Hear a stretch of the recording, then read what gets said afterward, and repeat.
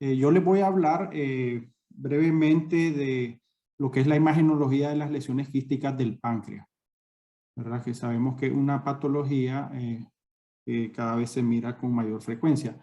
Para hacer un bosquejo general, tenemos que decir que las lesiones pancreáticas de manera general las podemos clasificar desde el punto de vista de imagen en lesiones sólidas y lesiones quísticas. Lesiones sólidas, como sabemos, la más común es el adenocarcinoma. El 5% de las lesiones sólidas son el tumor neuroepitelial. Y de las lesiones quísticas, hay una gran variedad. Tenemos desde quistes simples que se pueden presentar en pacientes que tengan, por ejemplo, el síndrome de von Hippel-Lindau o que tengan enfermedad renal poliquística. Podemos tener pacientes con antecedentes de pancreatitis que presenten pseudoquiste. Y tenemos el grupo de las neoplasias quísticas del páncreas. Estas se dividen en si las lesiones quísticas son de origen intraductal o extraductal. La intraductal, el IPNM, la intrapapilar mucinous neoplasia, de su sigla en inglés, y los extraductales, la neoplasia serosa mucinosa y el SPEN, que es la neoplasia sólida pseudopapilar.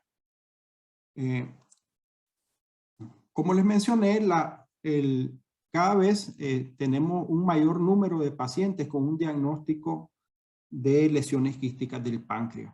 Tenemos que existe una prevalencia actual de 2.3 a 13% de los estudios que hacemos de tomografía o resonancia magnética. Podemos encontrar pacientes que tengan lesiones quísticas del páncreas, ¿verdad? Esto se ha visto aumentado debido a que los tomógrafos tienen muchísima mayor resolución, ¿verdad?, que lo que tenían antes, y la cantidad de estudios que se realizan ahora es mucho mayor. Por eso es que pasamos a detectar cada vez más lesiones quísticas del páncreas.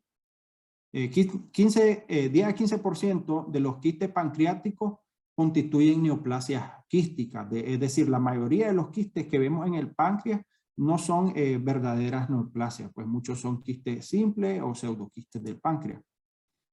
Sin embargo, sabemos que muchas de estas lesiones quísticas constituyen lesiones que son premalignas y que, aunque ellas constituyan lesiones premalignas con un bajo potencial de malignidad, sí constituyen una preocupación, ¿verdad?, tanto para el médico como para el paciente, pues porque sabemos que muchas de estas lesiones premalignas evolucionan a cánceres de páncreas. En lesiones grandes, lesiones quísticas grandes, es factible hacer de manera, digamos, un poco más certera el diagnóstico diferencial.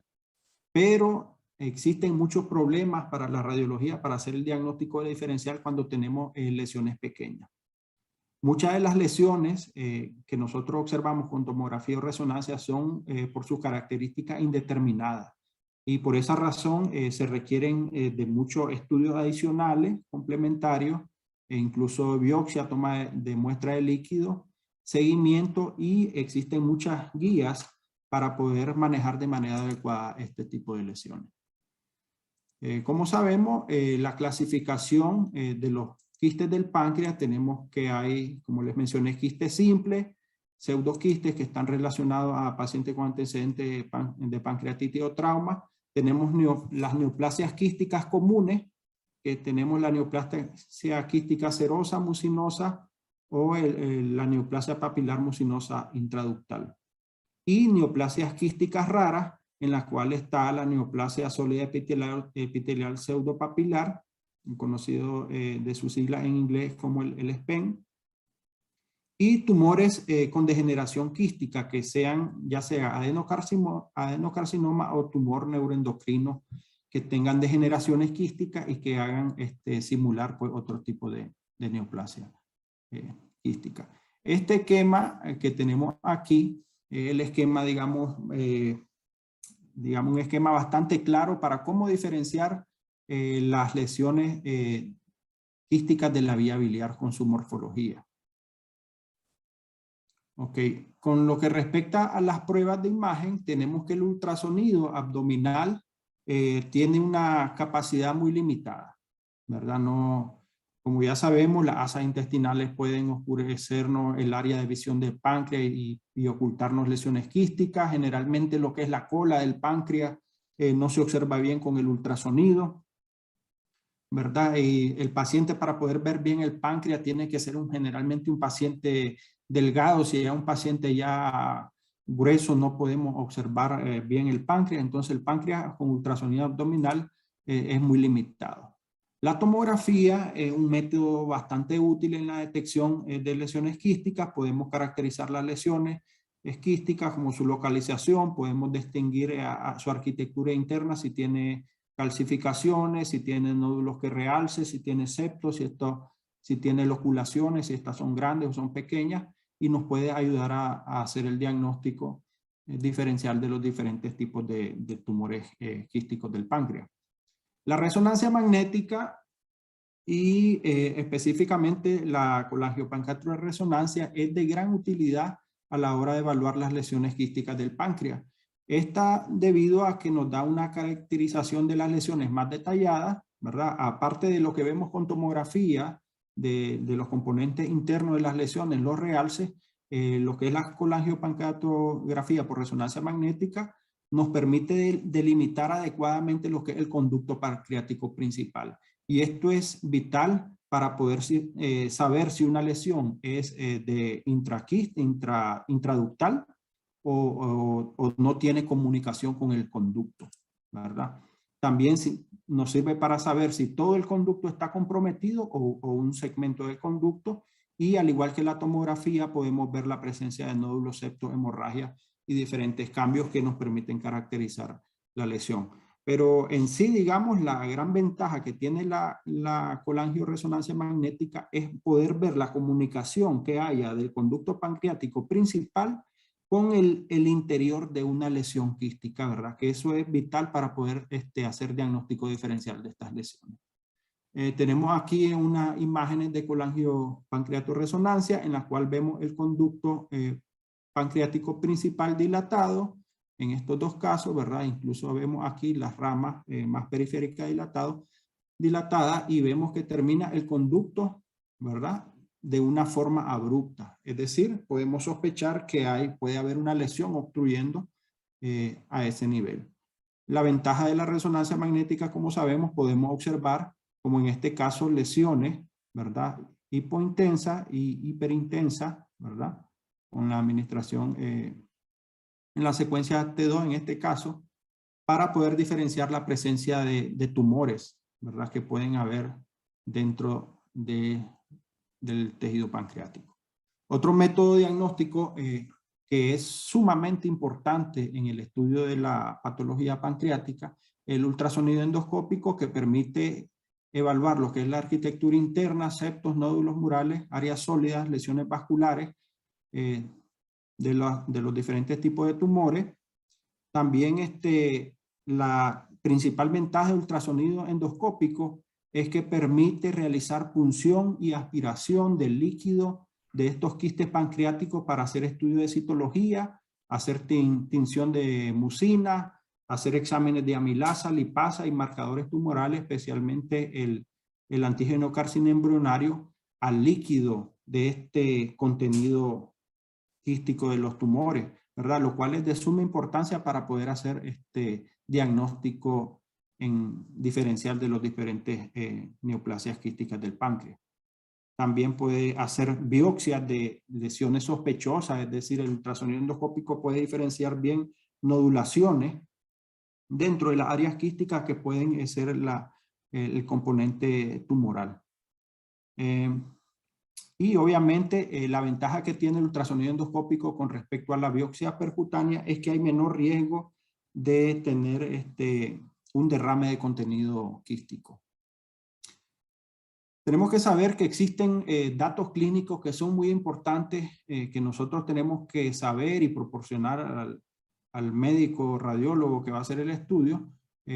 Tenemos que proporcionar la información de que si el paciente tiene un antecedente de pancreatitis, ¿verdad? Cuando hay un estudio de una lesión quística del páncreas, siempre tenemos que decir al médico tratante si ese paciente tuvo un antecedente de una pancreatitis o un trauma, ¿verdad? Porque eso es importantísimo para poder hacer el diagnóstico diferencial. Los otros datos, ¿verdad? Como la edad, sexo son importantes y la localización donde se encuentre la lesión quística del páncreas.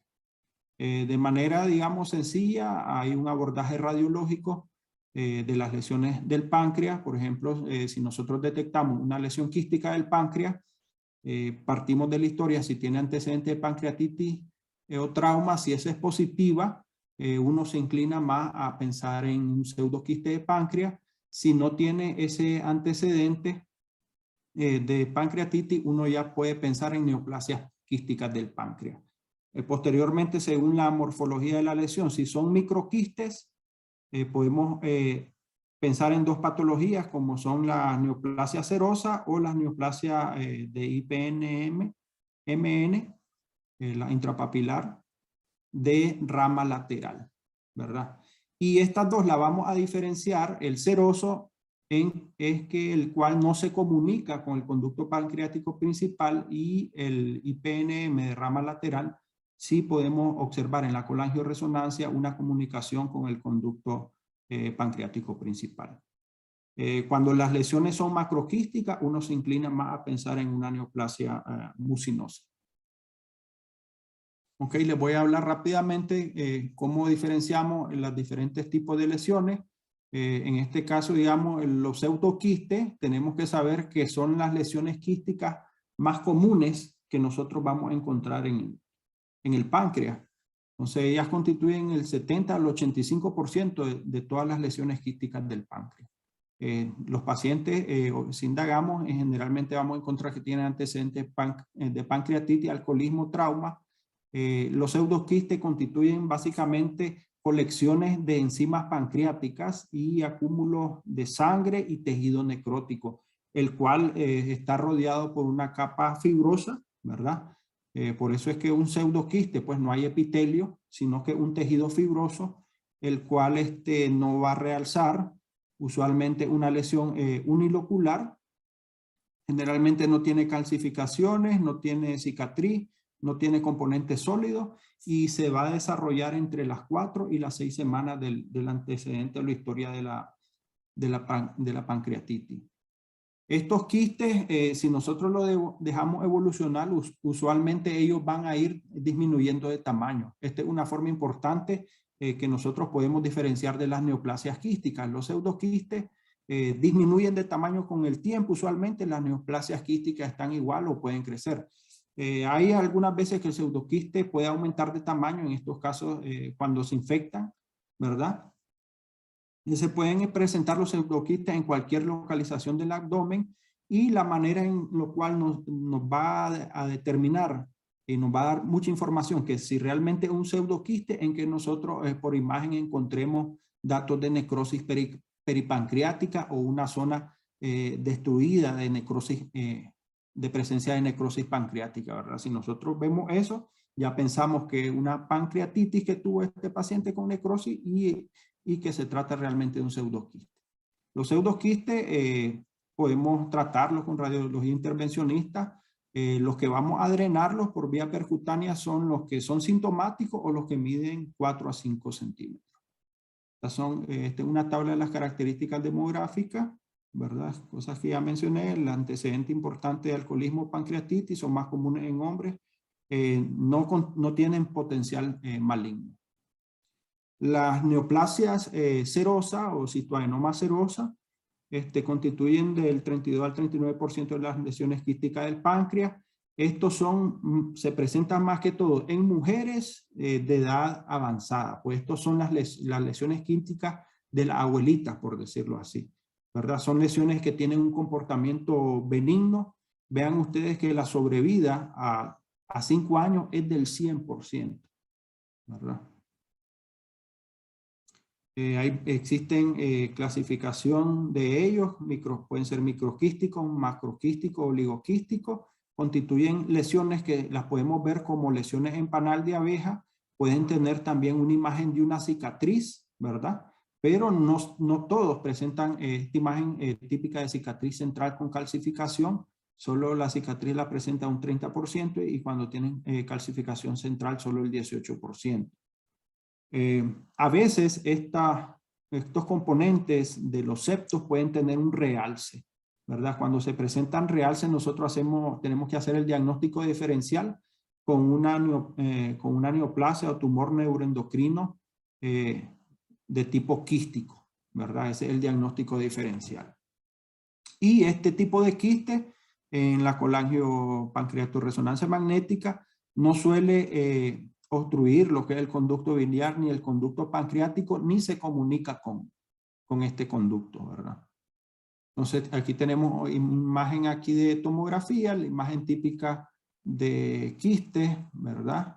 En panal con pequeñas cavidades y con una cicatriz y calcificación central, ¿verdad? La imagen, la misma imagen en resonancia magnética, que es lo típico, y en el esquema aquí vemos la lesión en panal con cicatriz central que no tiene comunicación con el conducto pancreático principal, que es lo que hace el diagnóstico típico radiológico.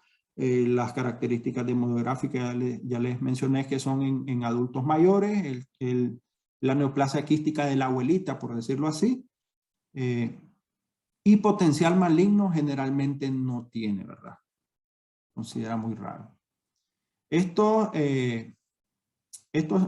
cistoadenomas serosos pueden crecer, ¿verdad? Cuando son pequeños, su crecimiento se considera que es lento, pueden crecer de 0.1 centímetro al año. Sin embargo, cuando alcanzan tamaños de 4 centímetros, pueden llegar a crecer incluso a un ritmo de 2 centímetros por cada año.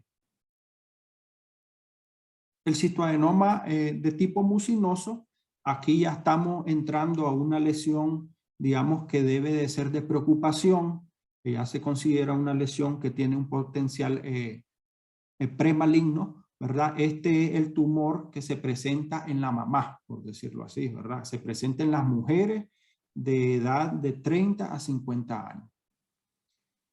Las masas, cuando llegan estos quistes a medir 6 centímetros o más, ya uno considera que tienen mayor potencial a malignizarse.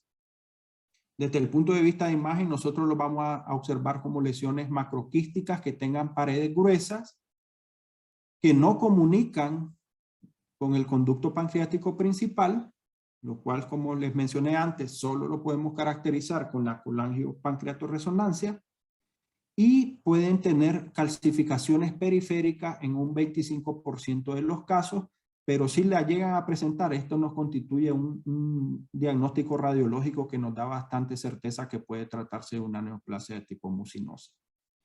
Con lo que respecta a la pared de estos quistes, en su pared externa, tienen estroma ovárico, ¿verdad? Similar al estroma ovárico de los cistoadenomas de los ovarios, que se producen en ovarios, ¿verdad? Se miran similares.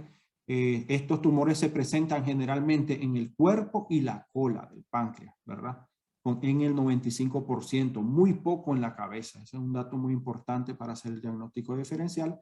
Y en la imagen, como vemos aquí en tomografía, son lesiones quistes grandes, uniloculares, y que pueden tener calcificaciones periféricas y que están en el cuerpo y cola del páncreas.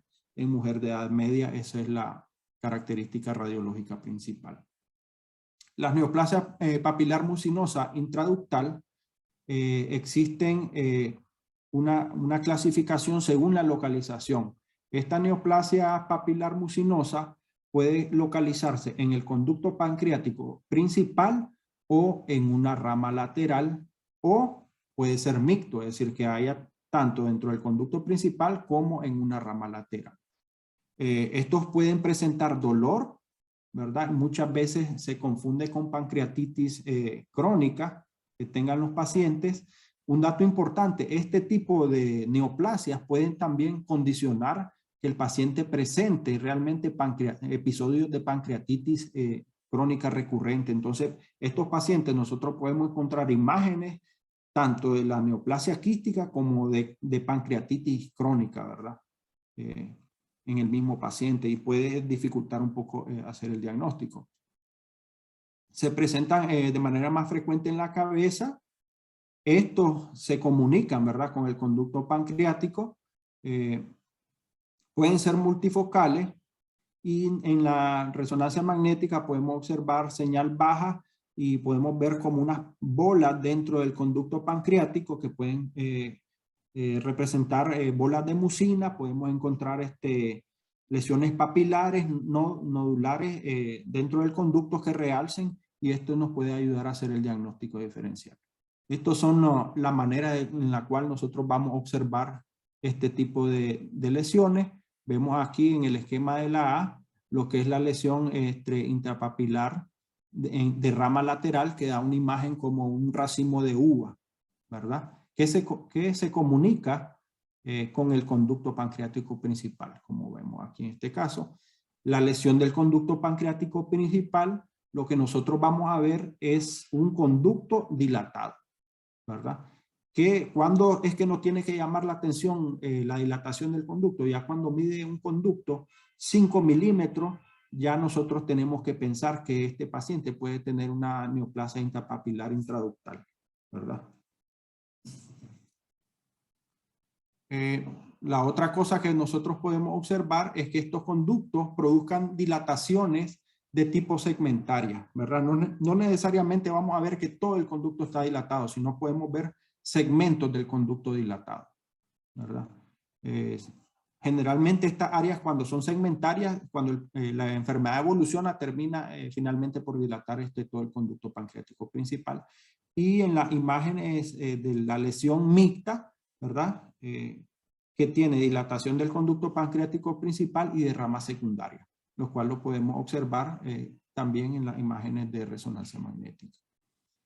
Ok, entonces cuando tenemos estas lesiones intrapapilares mucinosas, existen signos que nos orientan a que pueden malignizarse.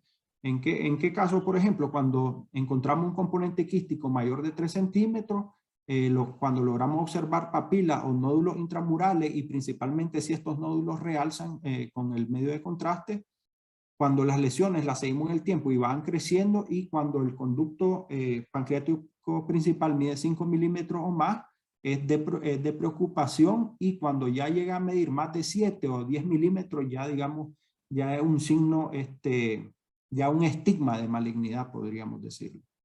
Ahora, ¿cuál es lo importante de saber diferenciar que esta neoplasia intrapapilar mucinosa es de rama principal o de una rama lateral? Básicamente es el riesgo de malignidad. Tenemos que saber que el riesgo de malignidad a 10 años de la neoplasia intrapapilar del conducto principal es hasta del 70%, es decir, una lesión del conducto pancreático principal en 10 años, la gran mayoría se va a ver malignizado.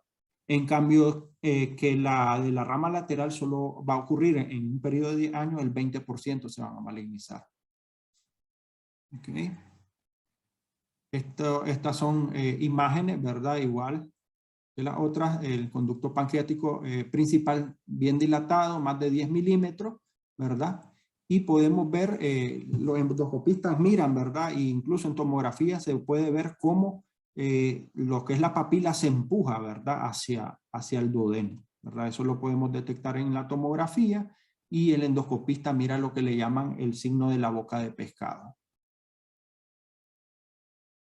La otra neoplasia quística que es rara, ¿verdad? Es poco común, son la neoplasia pseudopapilar sólida, el SPEN. Esta es una neoplasia ya de mujeres joven, ¿verdad? Esta afortunadamente tiene poco potencial maligno, puede presentarse en cualquier parte del páncreas, pueden crecer de gran tamaño, pueden tener calcificaciones hemorrágicas, pueden tener componentes epiteliales neuroendocrinos, componentes sólidos, principalmente con áreas de degeneración quística, ¿verdad? La imagen de esta lesión, como pueden ver ustedes aquí, es una lesión grande, sólida, con área de degeneración quística. Radiológicamente se dice que simula como que si fuera la imagen típica de un hemangioma hepático, ¿verdad? Que con las áreas nodulares periféricas que pueden captar, ¿verdad? Y con calcificaciones y eso, nada más que a diferencia, ¿verdad? Que lo vamos a ver dentro del páncreas. pero es la imagen que nos tiene que hacer pensar en una neoplasia pseudopapilar sólida. Aunque poco se malignizan, ¿verdad?, este tipo de tumores, tenemos que saber que un 15% pueden llegar a desarrollar metástasis, ¿verdad?, que pueden ser hepáticas, peritoneales o cutáneas. Una cosa importante para mencionar de estos tumores es que raramente se acompañan de adenopatía, ¿verdad? Y una resección quirúrgica agresiva puede tener una sobrevida a 5 años del 95%. Ok, entonces con esta explicación general ya más o menos pueden darse cuenta ustedes cómo diagnosticamos nosotros las neoplasias quísticas del páncreas, ¿verdad? La cerosa, que una lesión multiquística pequeña con cicatriz central, la mucinosa, una lesión locular grande en cola y cuerpo de páncreas con calcificación periférica, el pseudoquiste, el antecedente, ¿verdad? Y lesión de pared fina que puede haber detritus dentro del quiste, y las intrapapilares mucinosas, ¿verdad?, que están en los conductos y en la rama lateral y la comunicación con los conductos, ¿verdad? Esto es como cuando todo te sale bien en la vida, ¿verdad? Que la vida es bella, ¿verdad? Sería maravilloso que todo fuera así de fácil, pero lamentablemente la realidad no es así, ¿verdad?